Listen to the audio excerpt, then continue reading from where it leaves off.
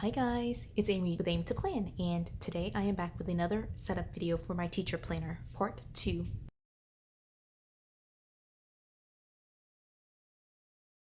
So even though I'm technically calling this part of my setup for my teacher planner, it's really mostly going to be redating and talking you through how I plan to redate this planner and redating it. So it's pretty much like that. So let me go ahead and show you what I've got. I do have in here the printouts of my university-wide calendar, and then 12 months of a outdated planner that I am going to be redating for this video. Then in the back I have a section for where my syllabi will be going. Then I have my memory keeping pages that I'll be using to kind of track my my big events and milestones for promotion purposes. Then I have my checklist for work, just to kind of set up some initial thoughts and habit tracking type stuff for work, and I'll have a separate video I think on this one.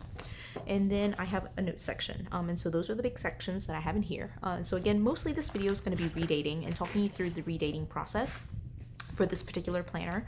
I like to redate in a couple of different ways. One of the big ways that I know a lot of people like to do it is to basically find a month that matches in terms of the weekly pages. So example would be if I had August, and August 2021 starts on a Sunday, and so I would go through the planner pages that I have and try to find a month that matches that. So a month that does match in terms of the outdated pages that I have here is April 2018, and so I could go to April 2018, move those pages here, and use those pages. Now I do like using that method, but one of the things that I find is then it becomes kind of inconsistent in terms of how the numbers look and how they're just it just becomes where each month kind of looks a little bit different, and not all 12 months look exactly the same.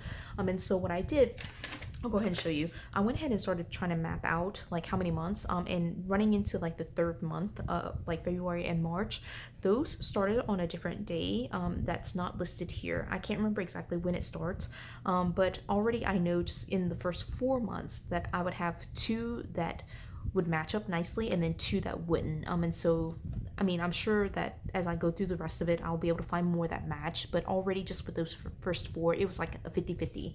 So half of it would look a certain way and half of it would look a different way. So I decided to go ahead and do my ideal way of redating, and let me go ahead and talk you through what I do. Basically what I do is take the month exactly as it is, and what I try to do is basically redate the numbers, and if the little monthly calendar in the corner is here, to redate the little monthlies.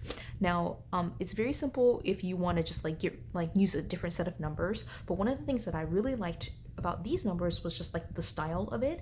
And so what I ended up doing was printing out, actually scanning in these numbers and then printing them out. And I have enough here for 4 months worth of numbers. And I'm not going to do all 4 months, but I'm going to go ahead and redate just 1 month so you can see what this looks like. And then what I also did, because this monthly is here, normally I just ignore it altogether. But what I decided to do was to go ahead and create this monthly grid here. This is one of the ways that you can kind of set it up to be able to create your own monthly grid in this area. And again, what I did was printed out several, I scanned in several versions of this, and just kind of pasted it on each other. If you want a better walkthrough, a more detailed technical walkthrough of how to set this up in Word, just let me know and I can do that. But I do have the monthly here to kind of cover up this area, and then I have these numbers to kind of cover up these dates, and so that's what I'm going to be doing for this video. So again, if you're redating and you want to just replace these with stickers, that's totally fine. I just like the look of these, so I went through the extra effort of printing it out. I would have, if I had sticker paper, printed this out on sticker paper, but because I don't, I'm going to cut it out by hand and literally glue it down day by day. And so that's pretty much it. So that's the way that I redate this, and so just sit back, enjoy the redating process, at least for 1 month.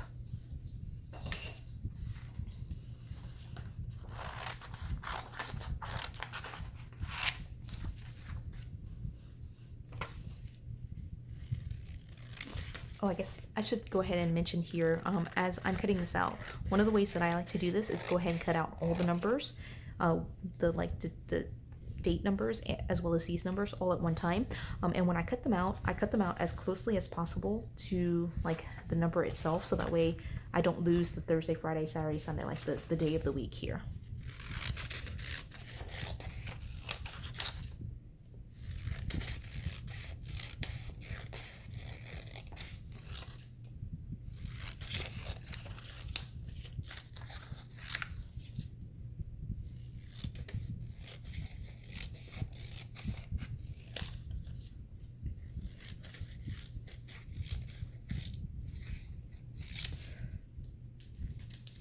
Okay, and then the other thing is these numbers, you can see like the number 1, for example, is going to be kind of small. Don't cut it too close to the number itself. Like leave enough room to where like it would cover up like a double digit.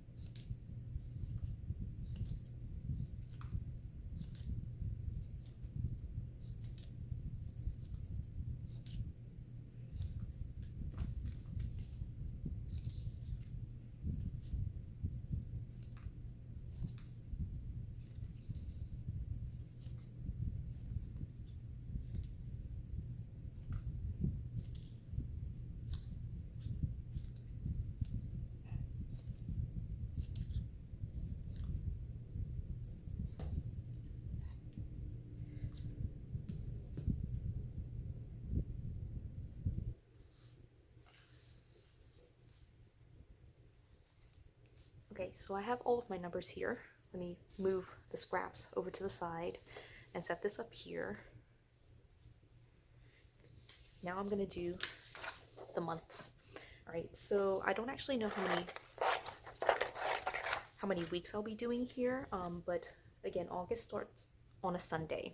And so Sunday, when we're doing these month covers, the Sunday is the very last digit here. So you want to have basically the number 1 on the very far right hand side. So I'm going to go ahead and trim that out just like that. This is scrap at this point. And then you want, that's not right. You want Sunday, yes, Sunday to be here. Ooh, let me see if I did that right. 1, 2, 3. Okay, so yeah, Sunday. Let me just take a look. Okay, so I'm used to Sunday being like the very last day. Okay, so this is actually Saturday and this is Sunday. So Sunday should start here, which means that the number 1 is here. 1, 2, 3, 4, 5, 6, 7. So the very last number should be 7. Luckily, I didn't mess up this sheet. All right, and then it should be 1 through 7 and then 8 going through. Now, August does have 31 days, so I don't have to do any adjustment here with these monthly dates, except I'm just trimming it down just a little bit. For the top here, I want to trim it just enough at the top that it will fit underneath on that Sunday. And I'll go ahead and leave that extra space just in case there are extra numbers down there. And that will be pretty much it. I can trim that later if I need to.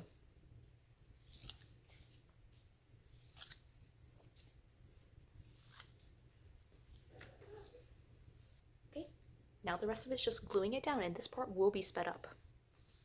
Enjoy.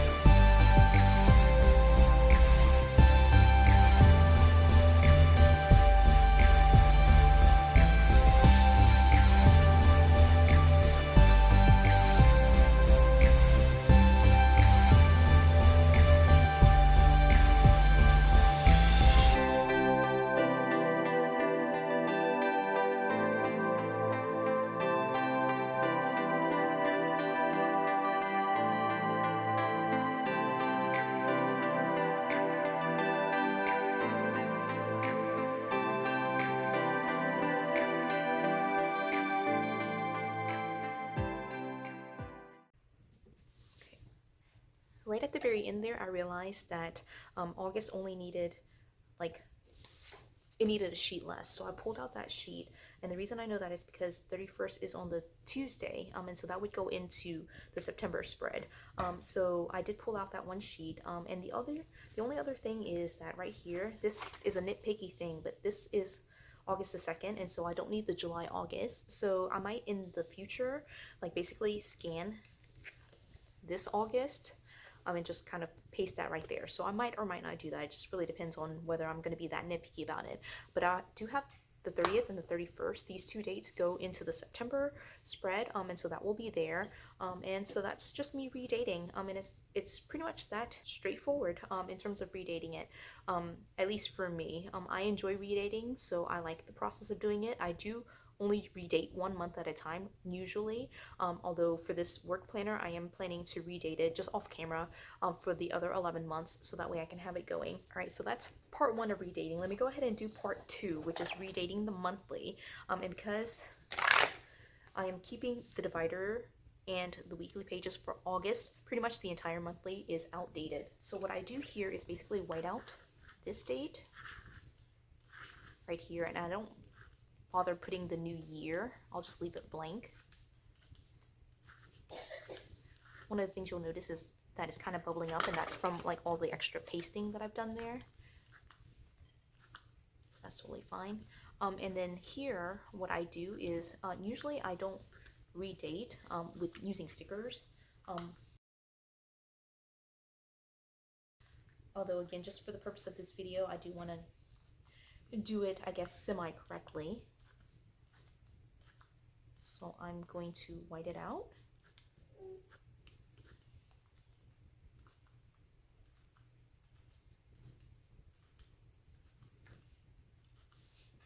Just skipped over a number altogether.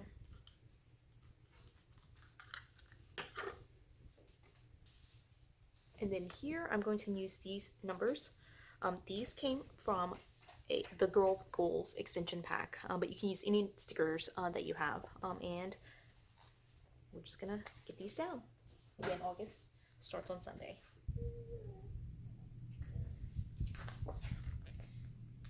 I use the small numbers.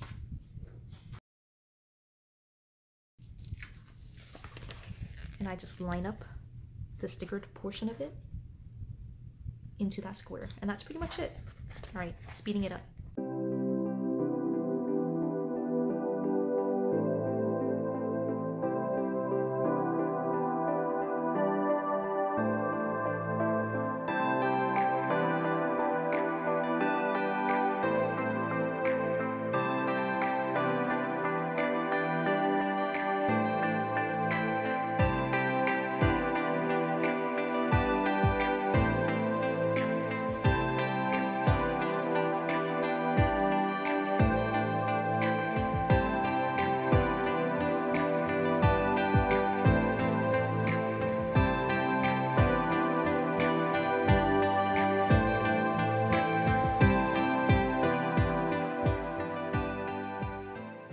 Okay, and that's a wrap. Monthly redated, weekly pages, both the dates here as well as the monthly calendar here redated for the entire month of August.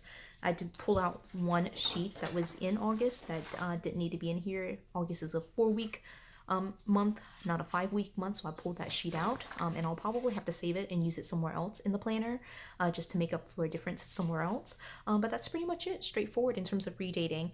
And that video from start to finish was about 26 minutes, so right around 30 minutes to redate the month. Now, I mean, again, I enjoy redating, so 30 minutes once a month to get a planner that works for me is, to me, totally fine. So I hope you enjoyed this video. If you did, give it a thumbs up. If you haven't done so already, subscribe to my channel, and until the next video, bye guys.